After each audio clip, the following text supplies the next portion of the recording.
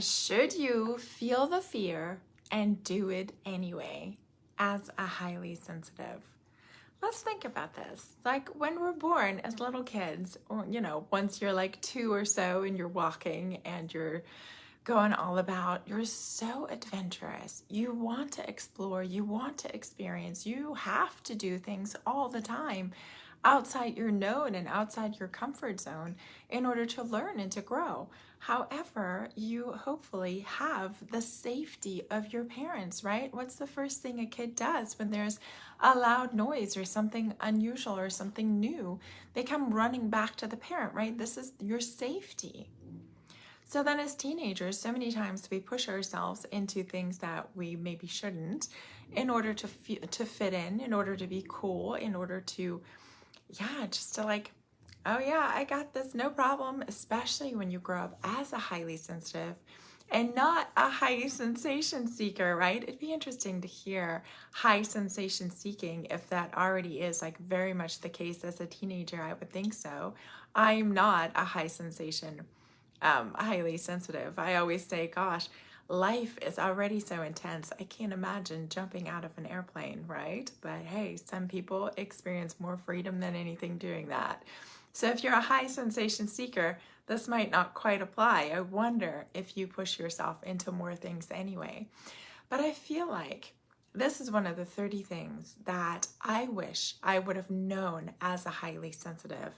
I have, started a lot of videos on YouTube. I put them all together. The 30 things that I wish I would have known as a highly sensitive. And one of the things is, I wish I would have known that I don't have to relentlessly push myself in order to grow, in order to find peace or happiness, in order to feel like I'm finally finding my place in the world, right?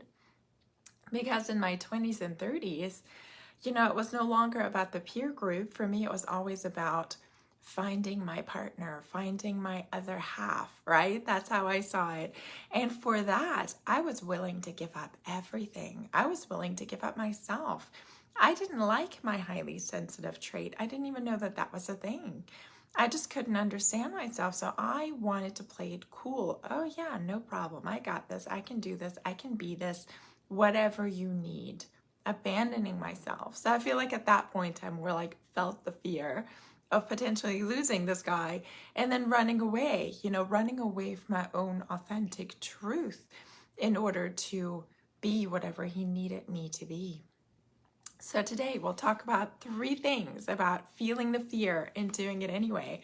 Have you come across that book? There's a book, or I think I had it as an audiobook, as a CD actually, if you know what that is. It's called Feeling the Fear and Doing It Anyway. During that time of my life, I was very much about understanding myself, finding back to myself.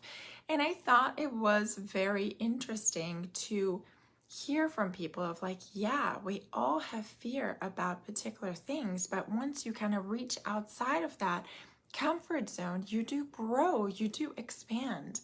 But I want to refine that a little bit as highly sensitive. And here are the 3 points that I want to hit today. 1, when should you feel the fear and do it anyway? 2, identify the intention. Why are you doing this? And what is the outcome that you're hoping to get? And then number 3, how can you set yourself up to actually have a positive experience with this endeavor, right? So let's jump right in. When, at what time in your life should you feel the fear and do it anyway? I always see it as you're either in a cycle of growth or you're in a cycle of kind of integrating that growth and nurturing, right? It so depends on the season of your life or maybe even the day that you're having. How are you feeling? How many things are challenging you already in your life? There's so many areas of your life, 7 key areas of your life. If you are a new mom and you're getting so challenged by your kid, gosh, right? I'm a highly sensitive, I'm an introvert, I am pretty shy. I don't usually talk to a lot of people. I have a kiddo who is also sensitive, but he is super social. I think he's going to end up being an extrovert. So since he's been like 2 years old, barely talking, he just always seeks social interactions. We'd be at the playground and he's already talking to a parent, usually, dragging me into the conversation. So through him, there have been a lot of just like expansion, so if you're already reaching outside your comfort zone just for like everyday things, hey, you're already growing, you're already expanding. So check in with yourself. 7 key areas of my life, right? Love, relationship, family, or raising kids. You have health, vitality. You have your career. You have finances. You have your hobbies and travel. You have, which one did I miss? I missed 1 or 2 in between there. I'll put all the 7 key areas below so you can look through them if you kind of get stuck. But look at how many areas of your life, where am I already being challenged? Am I going through a pretty easygoing time at the moment? Things are flowing well? Or am I already being challenged a lot? And then if I am being challenged, am I rising up to that challenge, or am I just like mad about it, right? And just like, how am I feeling? Am I taking enough time for myself to nurture myself, to do some self-care, to get enough sleep? All these things. Why are you trying to push yourself into feel the fear and do it anyway if you're not taking the time to nurture yourself through it? If you're in the moment in a very turbulent time in your life, right? Just a big event happened, a breakup, or letting go of a job, or like whatever it is. If you're already going through a big thing in your life, there are already happening a lot of changes. You don't need to push yourself into anything, which already gets me into that second point. Why are you doing it anyway? I feel like intention matters greatly. And when you can stop before you just jump into something new and say, what is my intention here? What am I actually trying to do with this? So much in my probably teenage years, early 20s, it really came from a place of not feeling good enough. I didn't know I was highly sensitive. I just knew that I was different. I wasn't as bold as others. I wasn't as cool. I wasn't extroverted. I wasn't, all these things that our society seems to be like, oh yeah, you've got it made if you're like this. Everybody wants to be with somebody like this, have a friend like this. Molding myself into this person I thought I had to be in order to be accepted and to be loved. When you're coming from an intention like this of like, I'm not good enough, so I need to do this in order to become better, that's a really hard path. It's so different when you're already coming from a place of loving yourself, accepting yourself, understanding yourself, and then saying, okay, I got this. I am confident that I can master this. It's gonna be a little bit uncomfortable because it's new, it's reaching out of my comfort zone, but I am confident that I have the skills, or I will build the skills along the way in order to get there. And what is the outcome that I'm wanting? Why is this worth it for me? Because particularly as a highly sensitive, it's going to drain you a bit more than just any other person, right? So is it worth it? What is the outcome that I'm reaching for? Why is this important to me in order to put myself through whatever it is that you have to do in order to get there? And how can I, along the way, build in things to really nurture myself, right? Where is my water? Morning, early morning. It's cold outside today in Austin. It's beautiful though. Sunshine, love it. Where were we? Setting that intention, understanding your intention. Yeah, asking yourself before you, I'm sure you've identified this thing, right? You're feeling the fear and you're like, should I do this? Should I not do this? Ask yourself, why do I want to do this? Why do I feel like I have to do this, right? Is it a have to? Is it a want to? Is it a I'm afraid to, but? What is the wording that comes into your head And also, what is the outcome? What will this outcome give me? Or, of course, if it's for somebody else, oh gosh, that's a whole nother thing, right? If it's for somebody else. Obviously, for me, when it's about my kid, it kind of comes to the point of like, I want to foster those social engagements, right? I want to foster that curious nature. I want to be supportive. However, there are days where I put myself first when I'm like, hey, it's been a really long day, or it's been very stressful, or I'm just really at empty today. I can't socialize that much. Let's just do something where I know that we're not going to run into a lot of people, right? So you have to know, once again, those cycles, right? Point number one of like, when is a good time to push myself? When is a good time to nurture myself? Am I in a growth cycle? Am I in a nurturing integration cycle? What is something I wanted to say about that point two to wrap it up? Yeah, I mean, that's pretty succinct. Identify what is my intention with it? What is the outcome? Is it worth it for me? And right before I get to step number 3, I did want to tell you that, gosh, my work is all centered around helping highly sensitives, because once I figured out that I am a highly sensitive person, that there is such a thing. If you haven't read the work by Elaine Aron, it is so soothing how she went through, science, through figuring this out, through coining this term of really realizing there are 15 to 20% of the population who are wired differently. Our brain is wired differently to take in more stimuli more quickly, to assess more things more quickly, and also to feel more deeply. It's incredible. It's incredibly valuable to society. Once you read this and understand this and integrate this and can really embrace yourself and your trait as something good, as something positive, as a gift, your life changes. And then to be willing to make changes in your life in order to embrace this gift and really foster this gift.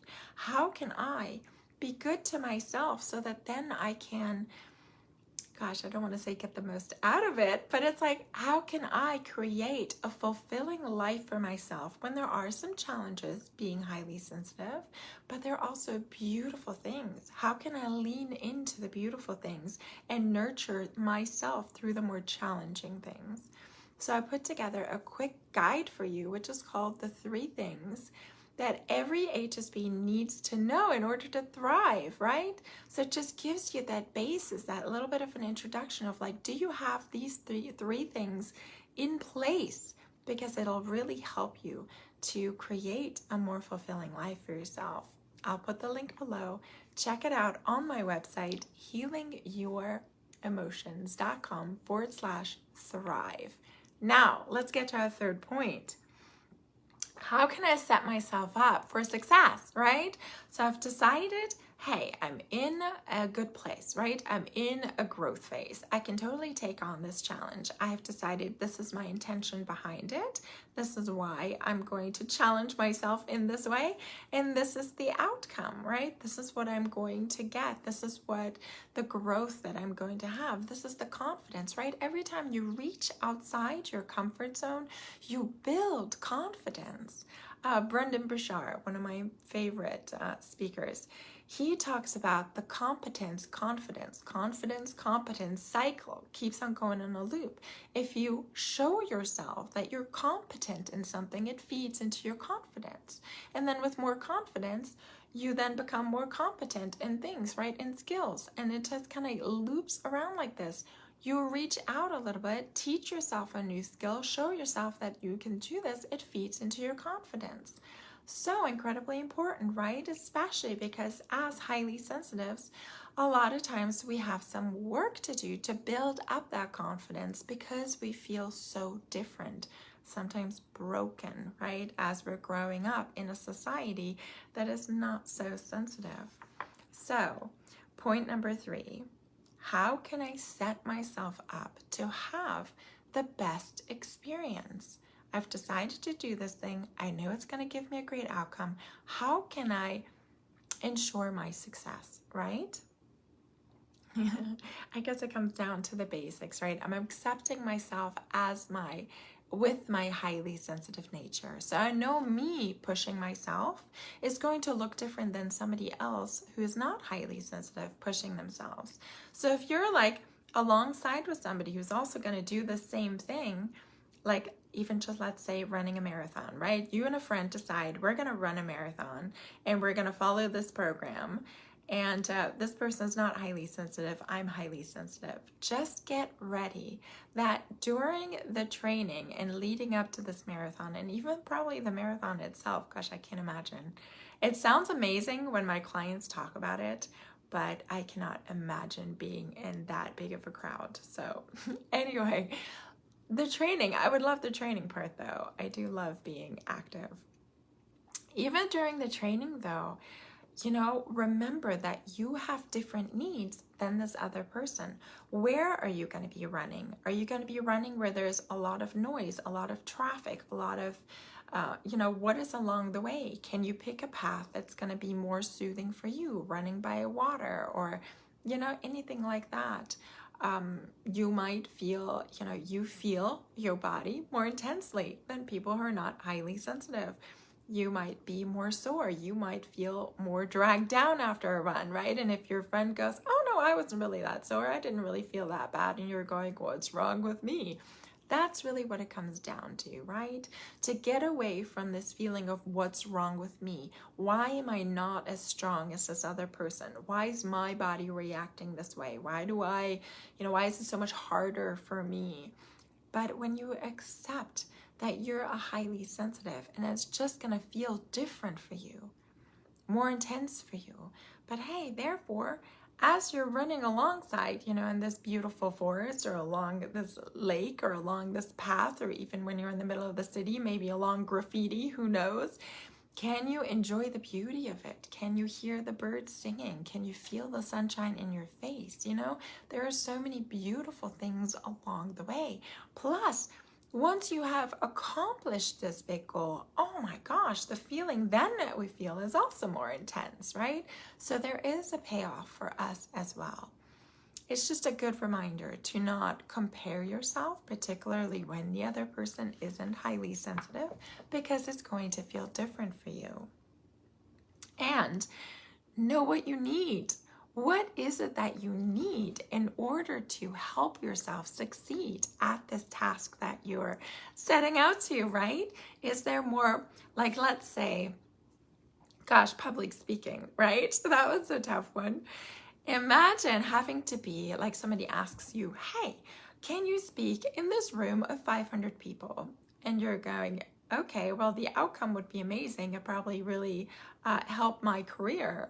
However, what is this process going to be like? And then can I get myself ready for it? Either A, can I take on smaller gigs first, right? Can I talk in a room of 50 people? Can I talk in a room of 100 people? Can I join a group to really practice this?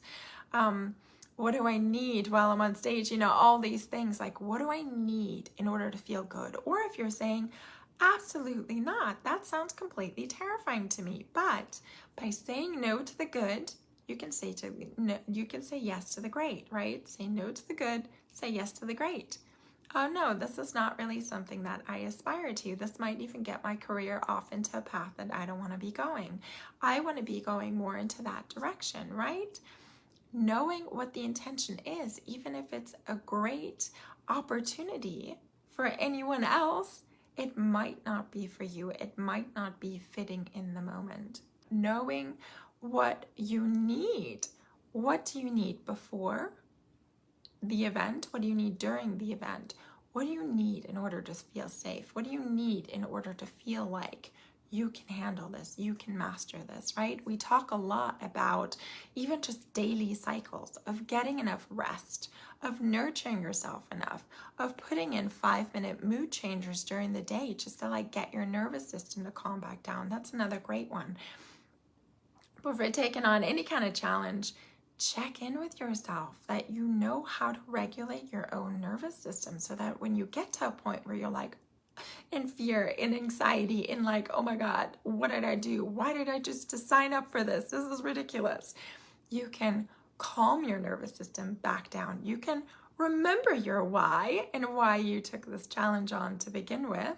And then you can gently nurture yourself through it, right?